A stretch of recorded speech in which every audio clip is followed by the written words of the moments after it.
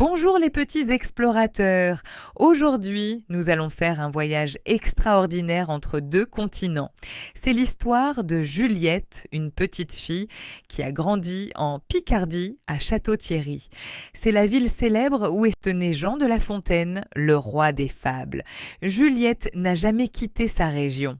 Hiver comme été, elle passe toutes ses vacances ici. Parfois, ses parents l'emmènent à la fête à Jean en juin pour faire des tours de manège rigolos. D'autres fois, ils font de grands pique-niques au pied du monument américain. Mais Juliette a un secret. Depuis quelques années, elle a une super copine à l'autre bout du monde.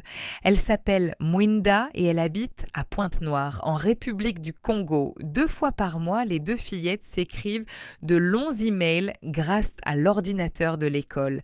Elles ne se sont jamais vues en vrai, mais elles sont devenues très proches. Cette année-là, une surprise magique se prépare. L'école de Juliette organise un voyage de découverte au Congo. Au programme, exploration des magnifiques falaises rouges des gorges de Diosso et observation du ballet des baleines dans l'océan. Juliette ouvre de grands yeux, des étoiles plein la tête. Elle court en parler à ses parents. Mais Nico et Eva, son papa et sa maman, ne sont pas très chauds.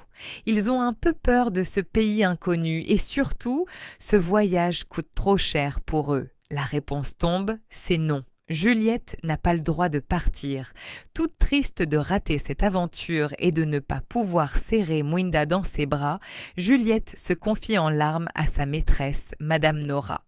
Heureusement, la maîtresse a un super pouvoir, la persuasion. Elle va voir les parents et leur annonce une super nouvelle. La mairie de la ville va payer une grande partie du voyage. Face à cet argument, Nico et Eva sourient et disent enfin « oui ». 1 mois plus tard, le grand oiseau de fer atterrit. Juliette arrive enfin à Pointe-Noire. Ouh là là, qu'est-ce qu'il fait chaud, bien plus qu'à Château-Thierry. Dès la sortie de l'avion, Juliette est émerveillée par la gentillesse des habitants, si accueillants et protecteurs. Et là, le moment magique arrive. Juliette et Mwinda se voient enfin en vrai. Elles se sautent au cou, folles de joie. Ensemble, avec toute la classe, elles partent explorer les spectaculaires gorges de Diosso, de grands canyons sculptés dans la roche, puis sur un bateau, elles assistent au ballet des baleines qui sautent hors de l'eau. C'est un spectacle féerique. Mais le moment préféré de Juliette, la gourmandise. Elle goûte pour la première fois au Micaté de délicieux petits beignets à la banane que l'on achète à la nuit tombée. Miam, un régal.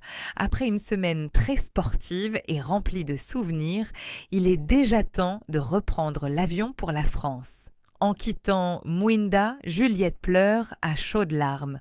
En se serrant fort les mains, elles se font la plus belle des promesses, meilleures amies pour la vie. Et Juliette glisse à l'oreille de Mwinda. « La prochaine fois, c'est toi qui viens manger des crêpes à Château-Thierry. » Retenez bien ceci, chers explorateurs, la véritable amitié n'a pas de distance, pas de couleur et pas de frontières. C'est en ouvrant notre cœur au monde que l'on découvre les plus beaux trésors.